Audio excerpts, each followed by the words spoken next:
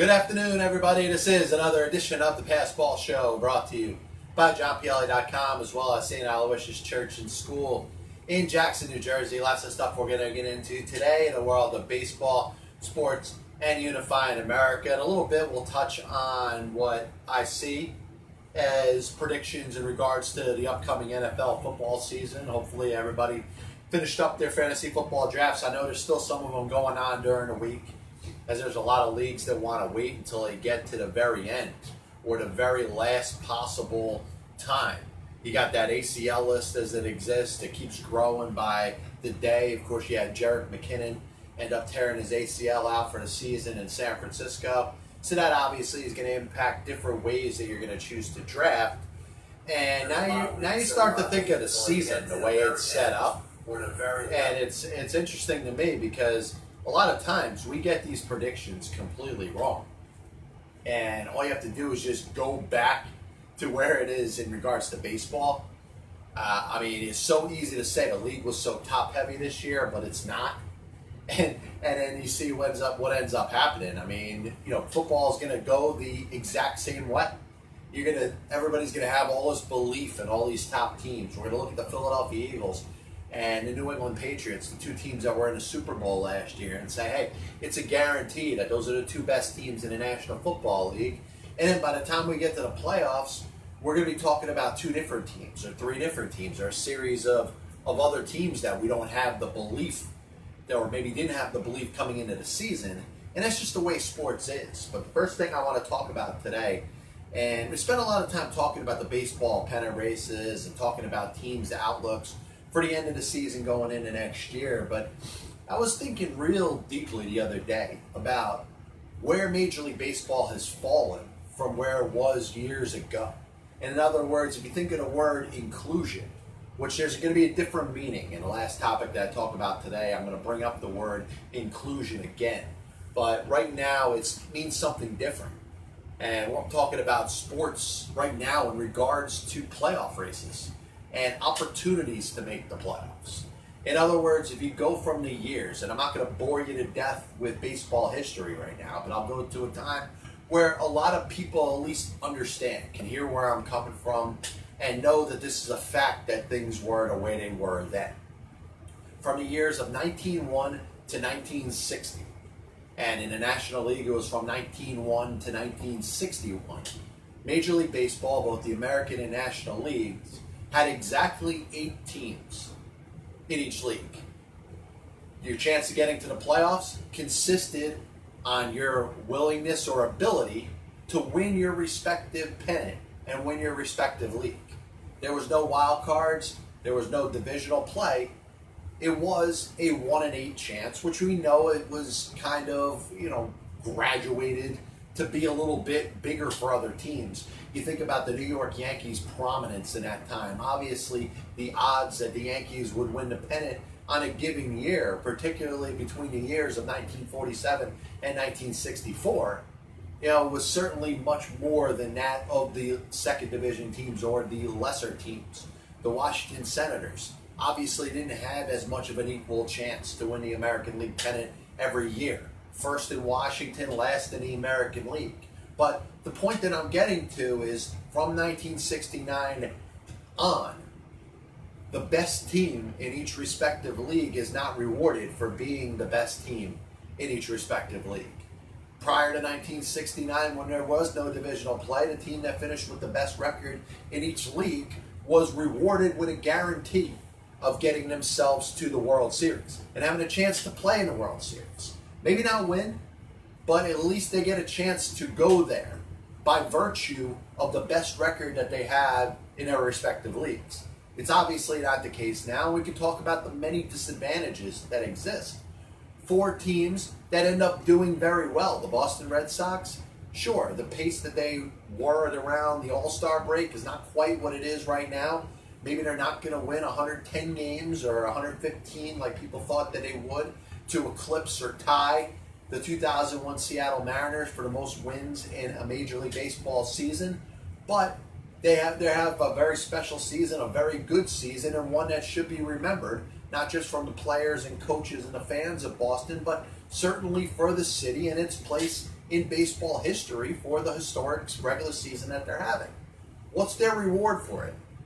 They're not getting anything special. Yes, they have home field advantage throughout the American League playoffs. And with the new rules changes to not have the All-Star game determine what team has home field advantage in the World Series, the Red Sox will likely have home field advantage in the World Series. To me, that's not enough. There's no advantage from having the best record in a respective league or best record in anything outside of the division. Now understand, and I get it, it's set up to be that, hey, if you don't win your division, you're going to have a much tougher path to the playoffs. And it's obvious. It's very obvious that it is set up that way. The New York Yankees, who have the second best record in the entire American League, are going to have to pay the price for not being able to win the division. Now, there's still a chance. Crazier things have happened.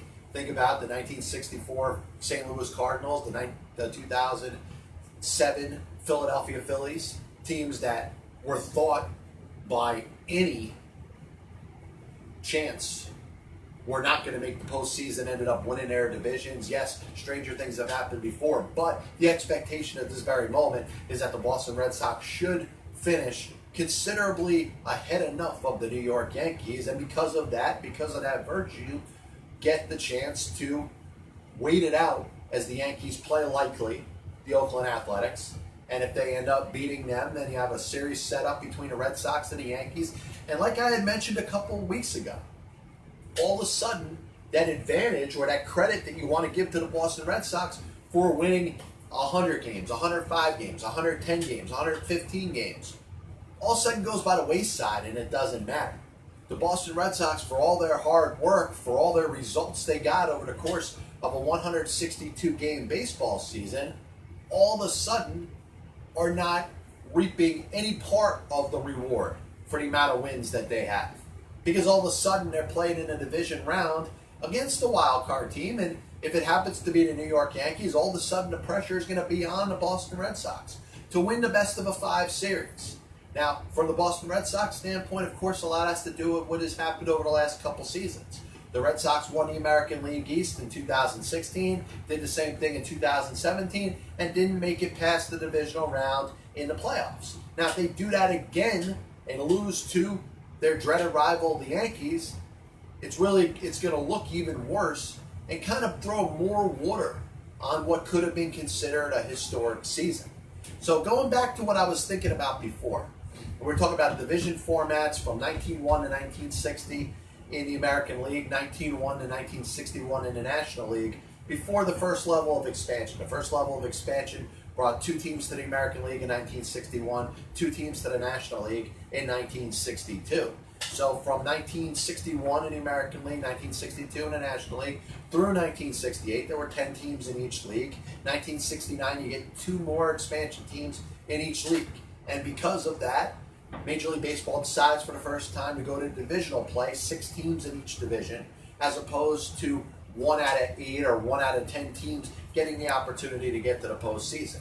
Obviously, as time has gone by, there's been more expansion.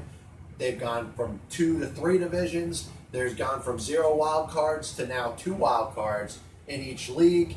And it just doesn't seem, it seems like no matter what the decision to do is, it's always going to be leaving something out. And it seems like every time another postseason team is added, there is less reward for winning an entire league. Now, I don't think I'll be able to solve the problem with my proposal here. But my proposal, I'll be honest, it was well thought out. You may dislike it right off the bat, but it was a whole series of ideas that I thought about in regards to how do we set things up to reward the team that had the best record in the league. I suggest going back to 4 divisions. And the way that we're going to get back to 4 divisions is something that is also very inevitable and very much expected is going to happen over the course of the next couple of years, and that is expansion.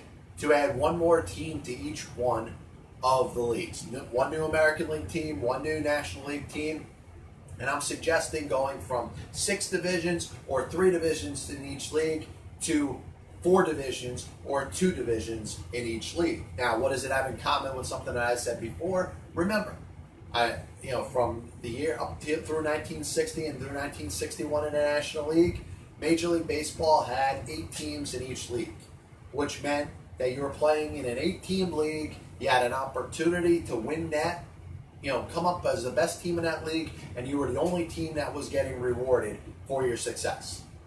Second place got you nothing. So, my proposal, 8 4-team divisions, and set up the play to where you're going to be playing the majority of your games in division. Now, Major League Baseball is doing that right now. So, they're on point. You play your division rivals, each of the 4 teams in your division right now, 19 times. My proposal would include 16 games out of each one of the 7 teams in your division. You play the other teams in your league 6 times each. And then you play an interleague series, 2 home and 2 away against a random team from the other league. Now, listen, we can have a discussion about how you feel about interleague play in Major League Baseball. You may like it, you may not like it. You may like those rivalry games, Mets, Yankees, Cubs, White Sox, Dodgers, Angels, stuff like that, Rays, Marlins. I know, I'm joking around here a little bit. Some of the matchups are a little bit wacky. You got, Philly against Boston. It's just not set up to where every team has a natural rival. So, do some people enjoy interleague play, enjoying the chance to see the St. Louis Cardinals play the Oakland Athletics once, every 8 years or something like that? And I think that would add more intrigue to the games. We're talking about interleague play to say, hey, it's the Phillies against the Detroit Tigers. They haven't played an interleague play in 10 years. That would add some intrigue to it. If I'm a fan of either one of those teams, I'd want to go see a matchup either in Philadelphia or Detroit because it's something that we haven't seen too often. Right now, interleague play is so saturated, it's so watered down. We have it thrown in front of our faces all the time, and what baseball is kind of coming to is where you can't tell the difference between the American League and the National League, which, not to change subject, maybe there's reason why all baseball should be run under one set of rules in regards to the designated hitter. Obviously, they're not going to take the DH away from the American League. Obviously, I've been a proponent of pitchers having the opportunity to hit, but I'm understanding that the times are changing, and I'm a little more open-minded to see a designated hitter in the National League, especially if there's not going to be any difference in the leagues, especially if interleague play is going to be thrown right in front of our face all the time. It just gets a little annoying. There's a little bit too much of that. And when you don't know the difference between the American and National League, and let's be serious, you got a younger generation of baseball fans that are growing up right now and really can't tell you that much about what the difference between American League and National League baseball is. They feel, there's different names to different leagues, and forget about the history aspect, which I've ranted for years about, the fact that people don't take pride in baseball history anymore. Baseball history is almost being forgotten, and sometimes I feel like I was sent from one above to remind people about what baseball history is about and what baseball history stands for. But as I kind of get off topic here, we're talking about the possibility of changing the baseball division format to set it up to where the team with the best record, maybe not the team in all of baseball, but the team in each league gets a reward for having the best record in their respective league. Now, if you have a 4-division format, of course, you have to reward the 4 teams, regardless of their record, regardless of their placement in the league, for having the best record in that division. And the best way to ensure that is to have as many games within division as possible. So if you set up 16 games by your 7 division rivals, that equals 112 of your regular season games. So you're only playing 50 games the rest of the year outside of your own division. So the cream likely will rise to the top, and you won't. And you obviously, in some rare examples, there'll be some, mishappenings or missed records, or, you'll have certain teams in certain divisions that are just so bad they'll lose all their games against a particular division. I understand how it could get lopsided over a little bit of time, but my concern is to make sure that there's, for each one of these 8-team divisions, you have exactly the right amount of time to play your own division rivals. Play the same amount of games against every one of your rivals and have it be almost 2/3 of your season, which is the way that it'll be set up. So what else do I add to it? Of course, 8 teams in one division. One team out of those 4 divisions are going to win that respective division. Obviously, one team out of those 2 teams that both win a division are going to have the best record in its entire league. And one team out of those 4 division winners will have the best record in all of Major League Baseball. And this is all going to count. Why is this all going to count, everybody? Because you're going to bring the wild card format in there. And the wild card format, of course, is set up to first punish the teams that were not good enough to win their own division. So you got the 2 best teams in each league that did not win their division. They're playing each other. They're playing a 1-game playoff just like it's set right now, with the opportunity to do what? With the opportunity to play in a best-of-5 series that division winner that didn't finish with the best record in the entire league. So right there, you have the team that has the best record in its respective league rewarded by essentially getting a bye in the division round. Because the other division winner that didn't quite have the best record in the entire league has got to play in a best-of-5 game series, that wild card winner in a best out of 1. The other caveat I'm going to throw in there, and I hope you follow me to this point, I'm going to put a piece together and I'll actually have it all written out exactly how I have this planned and how I have this set up. The other caveat that I'm going to throw in there, because you say, what is the difference between that team that wins that losing division and one of those wild card teams outside of having to play that 1 game? Well, here's the other thing I'm going to throw in there. That team that wins that best-of-1 wild card game, winner take all, that is not a division winner, understands that if they win that game and they go to the next round, that best-of-5 game series, every single one of those 5 games, if it goes to 5 games, will be played on the road. So that team that wins the division gets a berth in the divisional round and also has the ability to play all 5 of those games, if it goes that far, in a best-of-5 at home. So in this situation, you're actually setting up to where the teams that finish with the best record get the biggest reward. And I think that's the way that we should lean towards. Now, does that contract us in regards to one in each league? Team that's not going to make the postseason? Yes. But I also think you're looking at a sport that used to have 2 teams out of 16 that made the entire playoffs. So you're talking about, 7 out of 8 teams, or 87% of the league would not be playing in the postseason. Now you have it set up to where it's 33% of the league makes the playoffs. So if you cut back a little bit, I don't think it's that much of an issue. But I think playoff baseball would be just as exciting. And you'd see a team like the Boston Red Sox, who strive to be the best team in all of Major League Baseball, maybe make a push to have the most wins out of any team in Major League Baseball history, but at least understand that there's some kind of reward from it.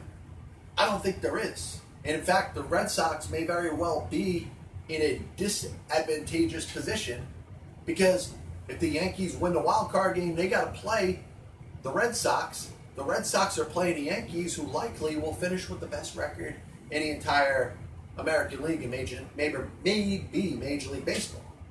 And I have an issue with that. What did the Red Sox work so hard to do to win as many games as they're going to win this year? And I don't care if it's the Red Sox. It could be any team that you want to name. The 2001 Seattle Mariners. They didn't get any advantage by winning 115 games. They played in a division series game or round against the New York Yankees and were bounced right out of the playoffs. And that was it. They were done. But at least if you take the team with the best record, almost give them a bye to get to the league championship series, You could have those two teams with the best record playing each other really hard as the season's getting done. And if you want to know who I'm feeling in regards to, division alignment, I think it's pretty easy. AL East will be Yankees, Red Sox, Blue Jays, Orioles, Rays.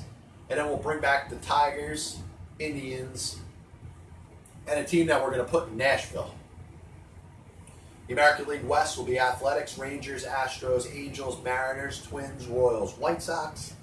The NL East will be Mets, Nationals, Phillies, Marlins, Braves, Pirates, Reds, and a return of the Montreal Expos. And the National League West will be Dodgers, Giants, Rockies, Diamondbacks, Padres, Brewers, Cubs, and Cardinals. So once again, the team that ends up winning the division, you got 4 division winners. Outside of that, the 2 best teams in the entire league, and I'm not going to make it division-centric. If there's 2 teams in the same division that happen to have the 2nd and 3rd best record, the 3rd and 4th best record, or whatever, in the top 4 in the entire league, they're going to play a 1-game playoff. The winner of that 1-game playoff will go on the road for a best-of-5 series against the division winner that had the lesser of the 2 records. So that wild card team, yes, they got to play a game to get in, but they also have to play, if they win, between 3 and 5 games on the road against the division winner that didn't have the best record in all Major League Baseball. The winner of that plays the division winner that had the best record in the entire league. Almost a throwback over the way Major League Baseball was between the years of 1901 and 1960 in the American League and 1901 and 1961 in the National League. So I'll throw some more ideas. Like I said, I'll put it more in writing if you want to read it over. If you're just hearing me ramble about it and I'm not being clear enough, maybe that's possible, whatever. I'll have it in writing. I'll put it in a blog post probably before the end of the day.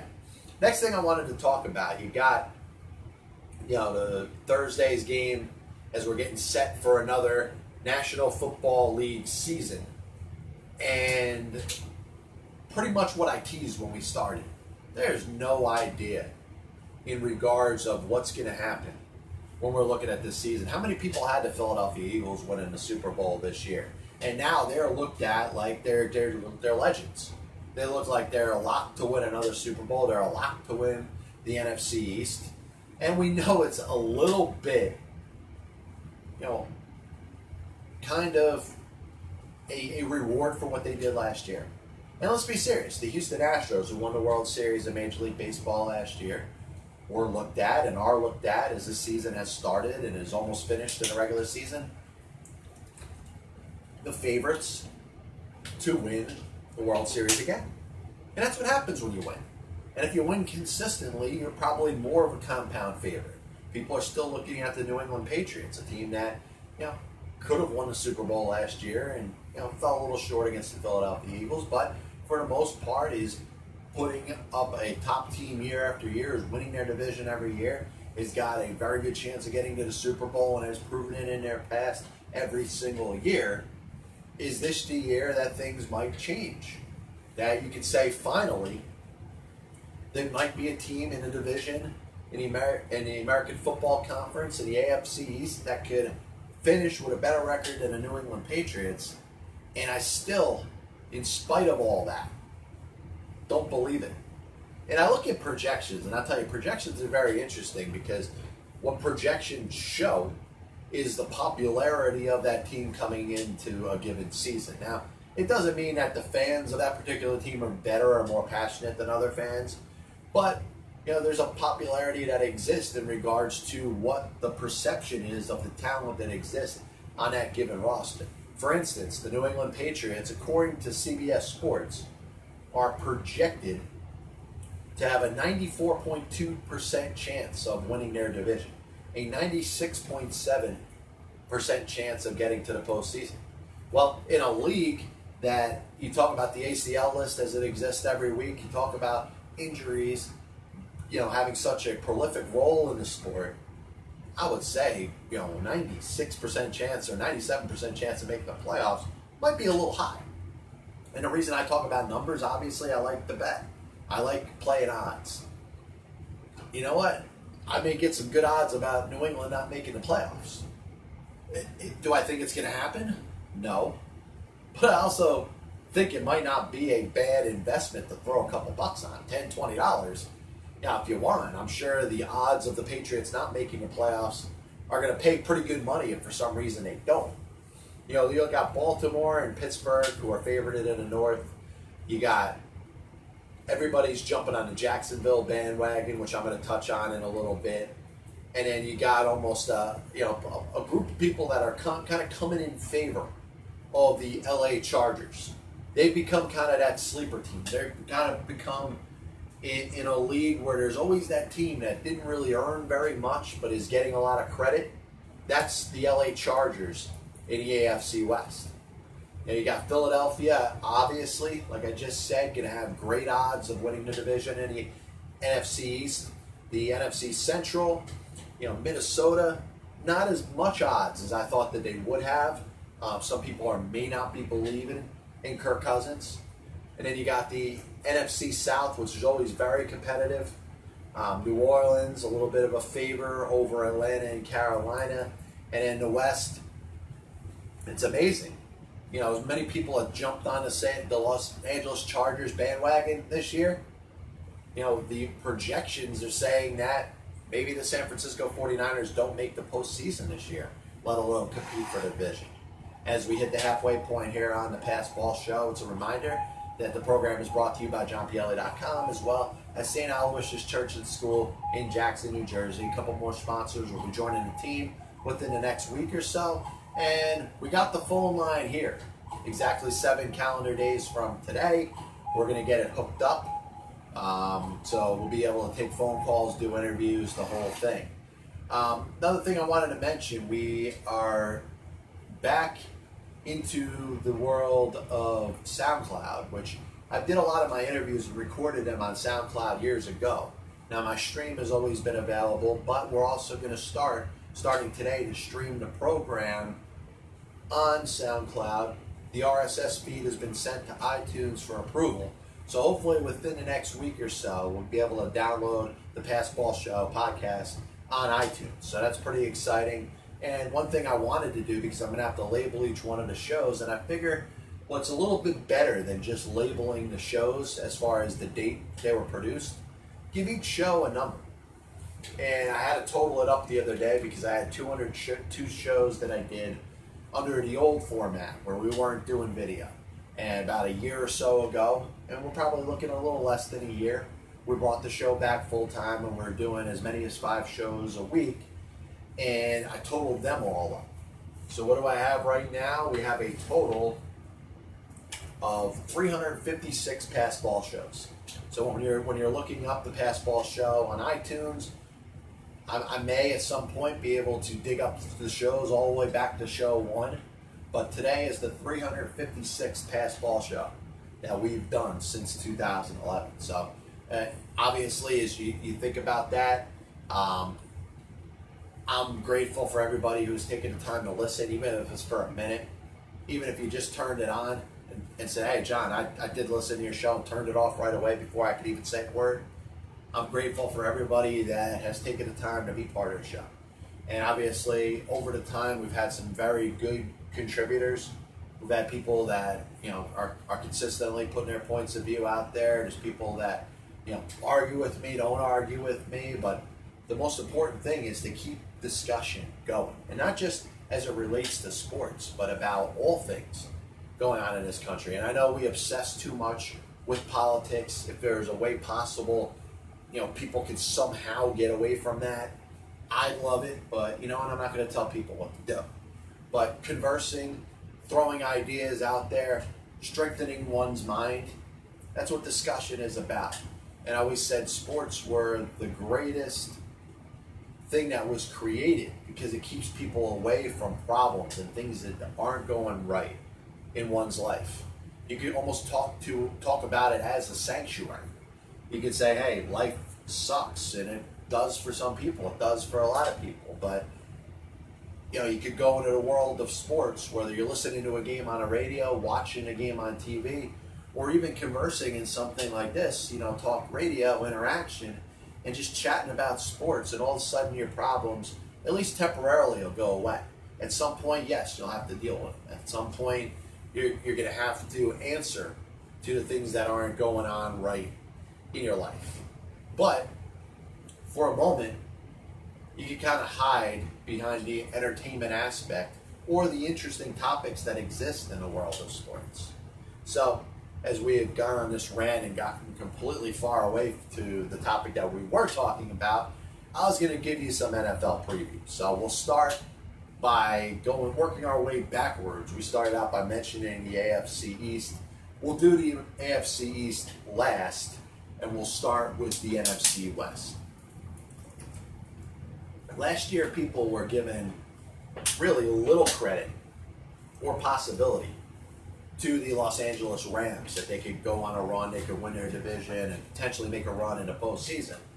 And now, because they did that, it's a guarantee they're going to go back.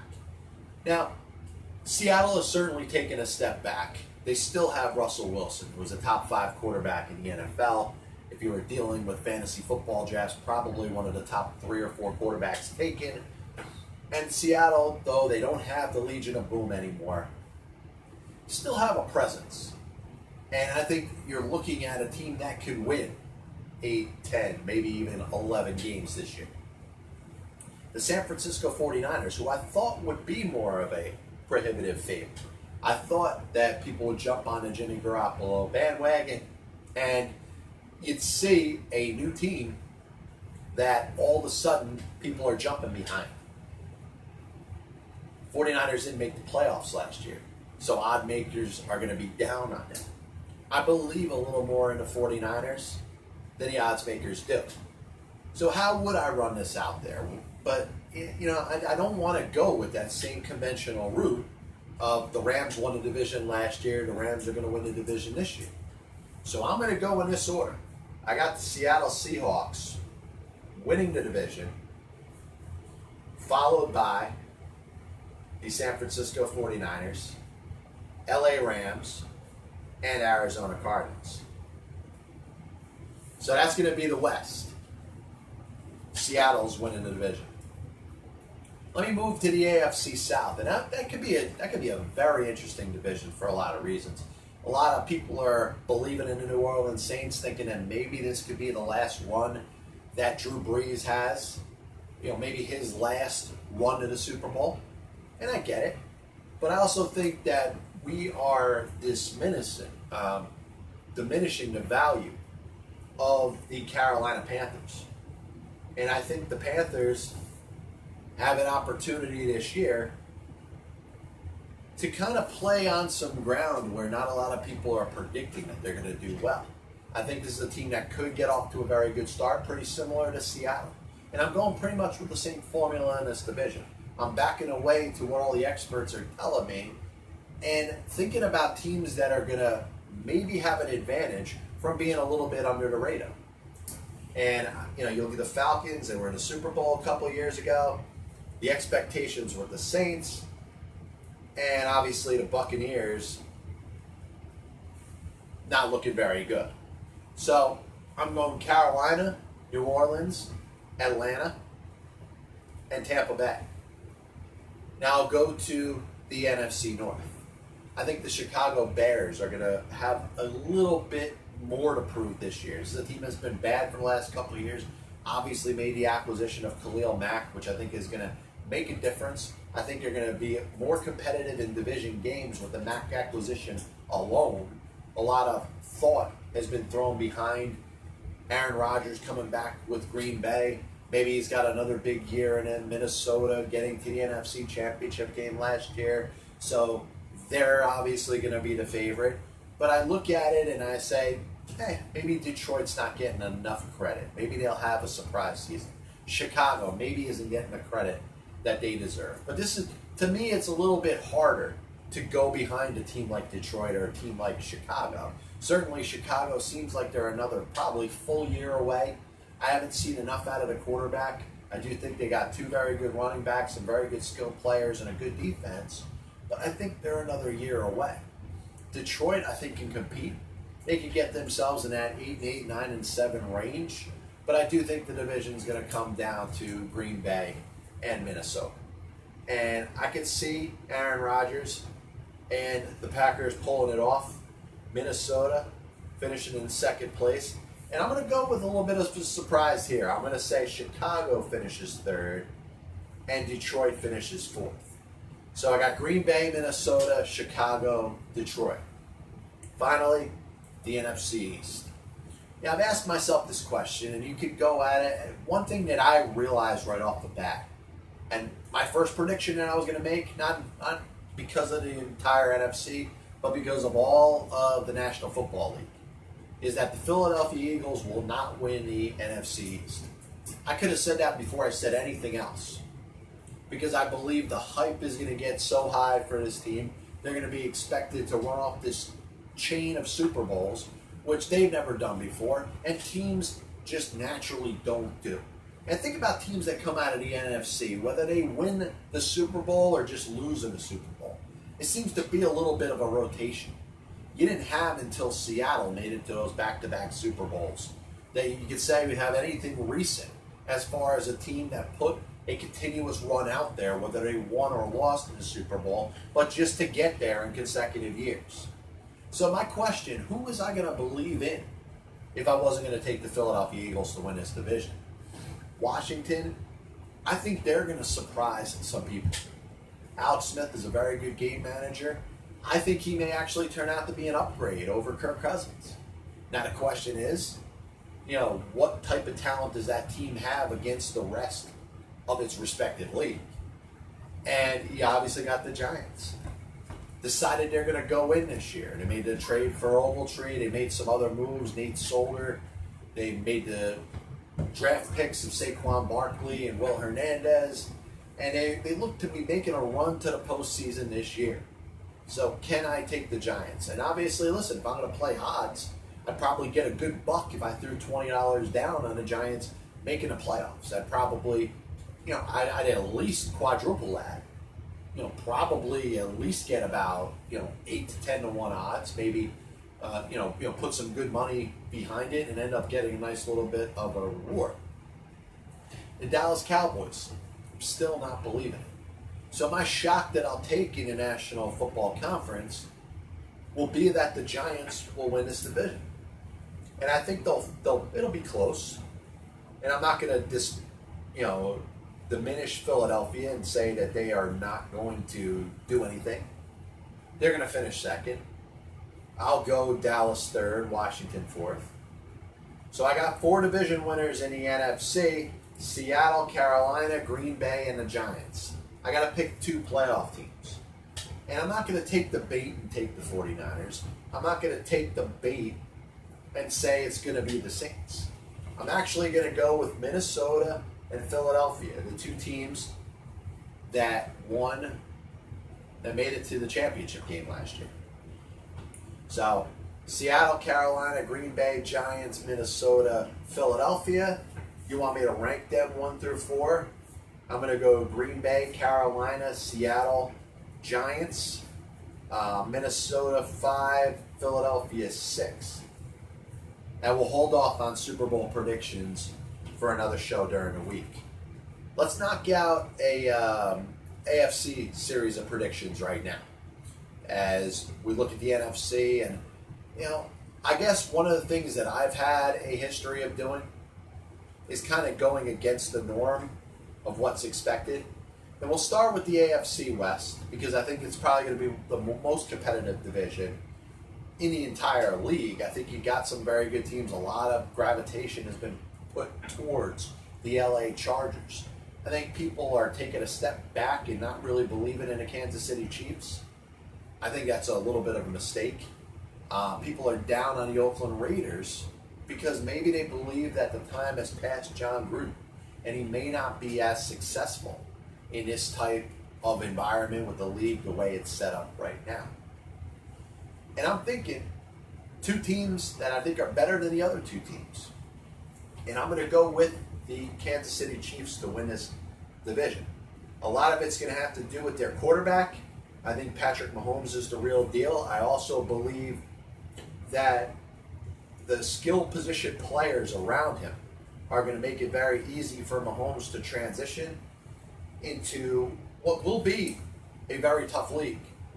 But I think the Chiefs could finish with more wins than anybody else in that division. I think Oakland can finish second with Los Angeles, a close third. Of course, Denver will be in last.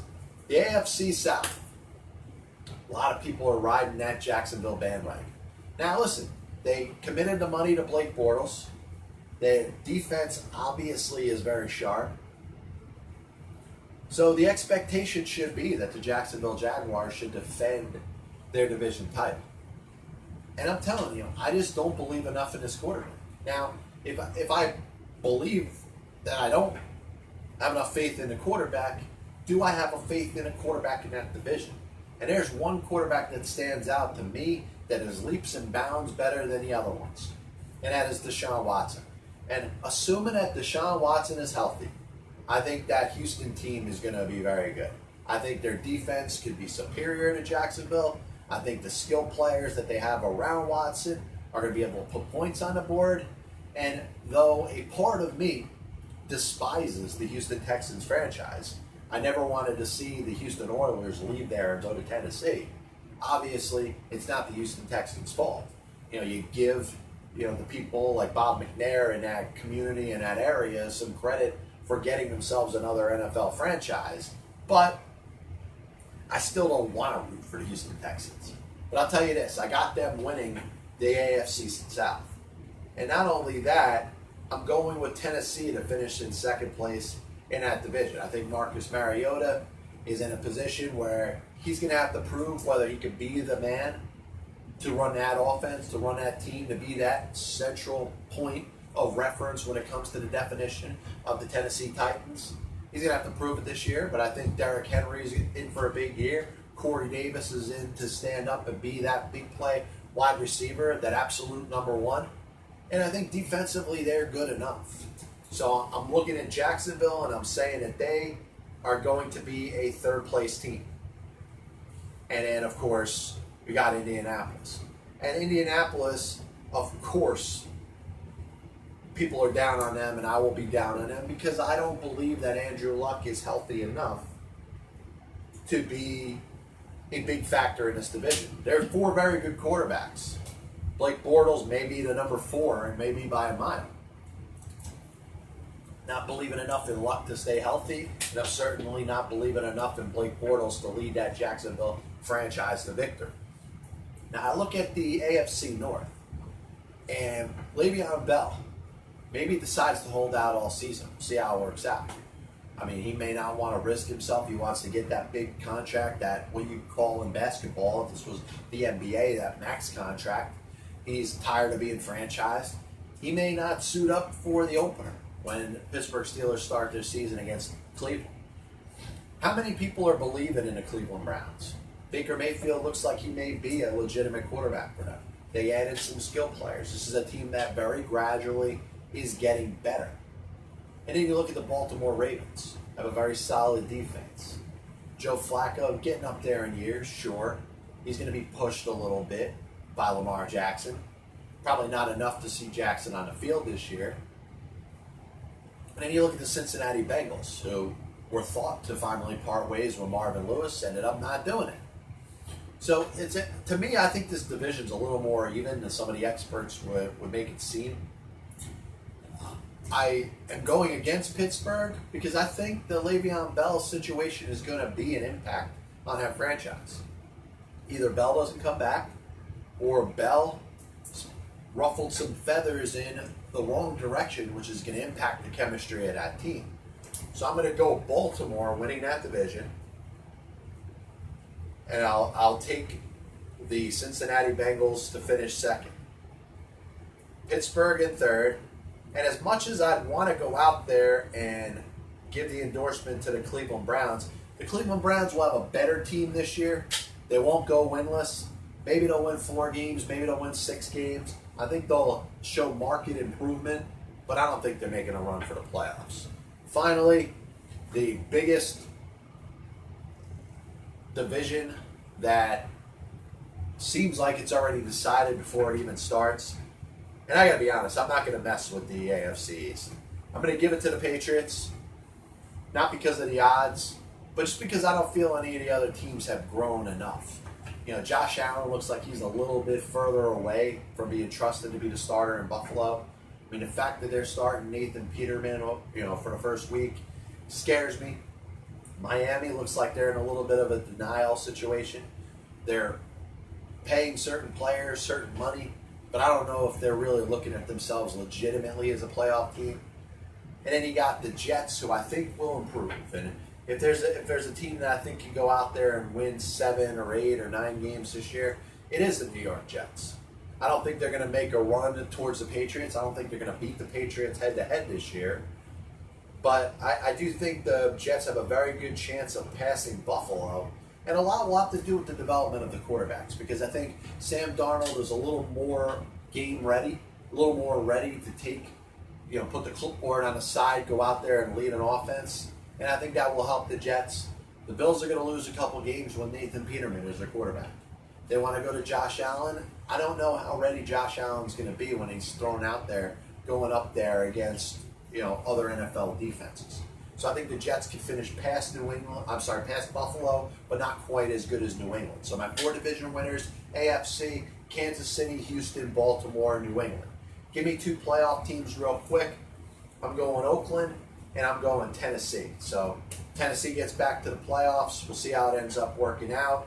Once again, NFC, Seattle, Carolina, Green Bay, Giants, with Minnesota and Philadelphia getting wild cards. The AFC, I got Kansas City, Houston, Baltimore, and New England, with Oakland and Tennessee taking playoff spots. So we'll see how that ends up working out. We're going to get into the last segment of the show today, and of course we call that Nobody's Listening. And Nobody's Listening is the time of the program where we remind the listeners that, hey, if you've toughened it out for 40-something minutes in a show, maybe it's time to hear something that's going to make you think a little bit.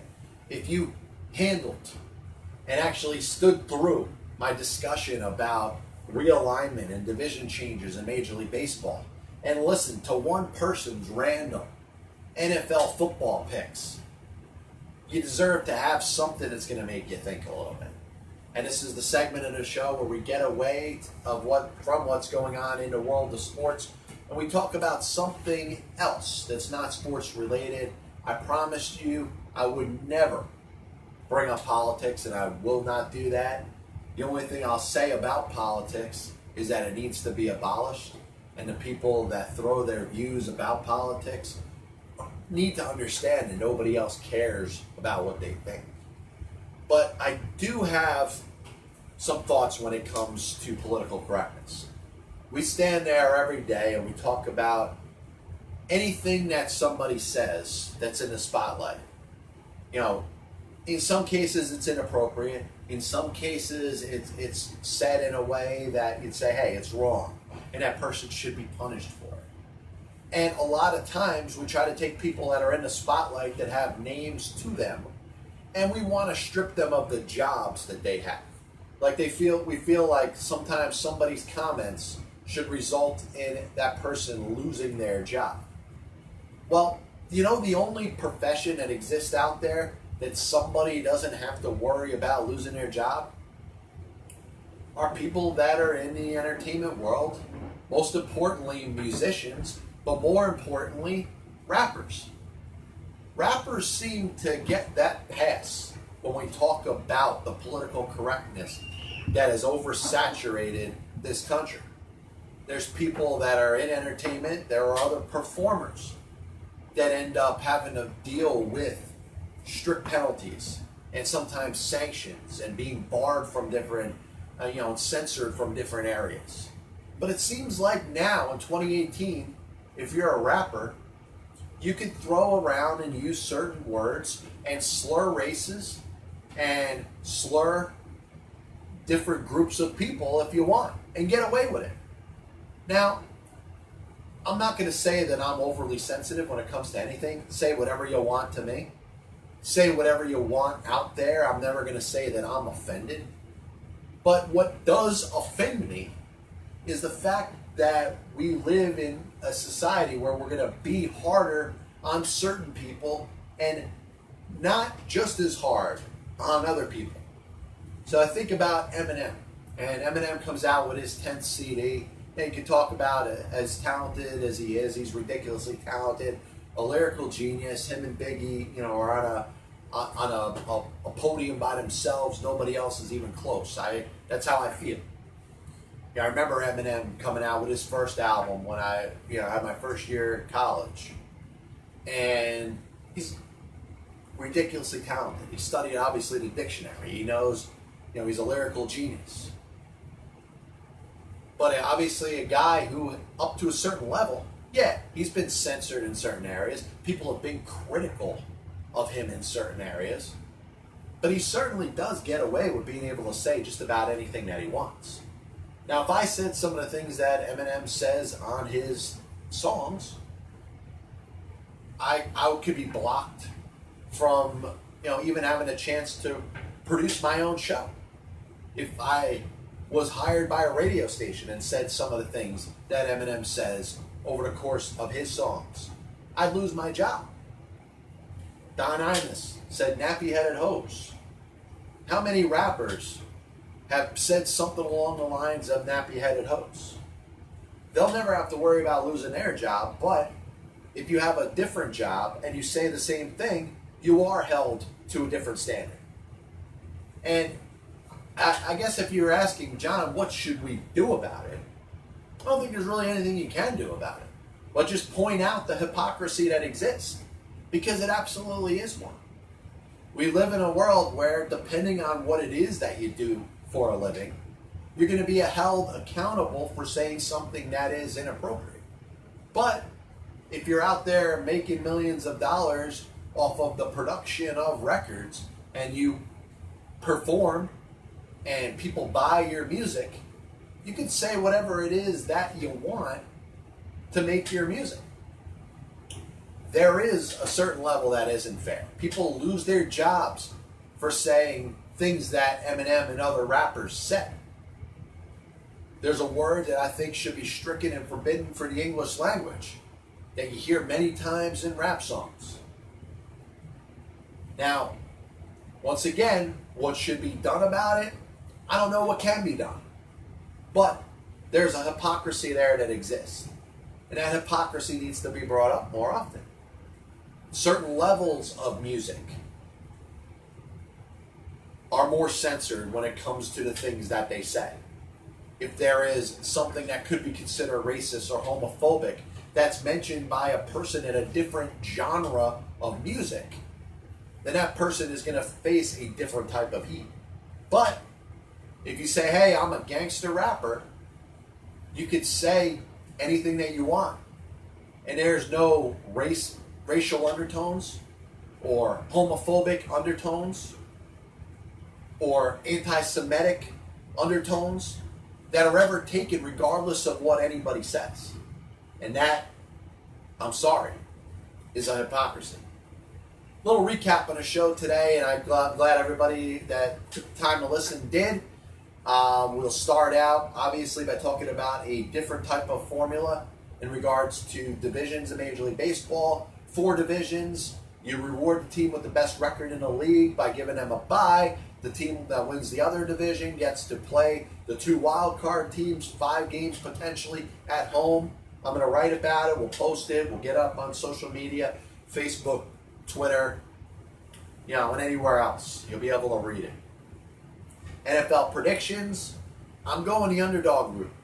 I really believe that similar or difference or contrary to Major League Baseball, I don't think the NFL is very top heavy this year. I think you could go down to about the middle of the league and say there's about 15 or 16 teams that have a legitimate chance to make a run this year. There's teams that I think will make the playoffs that didn't last year. There's teams that we're expecting to get to the playoffs this year that aren't going to do so. And once again, I'll put my post up on my website. You can take a look at it and let me know your opinion. Just interact with the show. Please say, hey, I read it. Your picks suck, John. You don't know what the hell you're talking about. And then at least I'll know that you looked at it. Finally, when we talk about the world of music, specifically as it applies to rap, is there a double standard out there?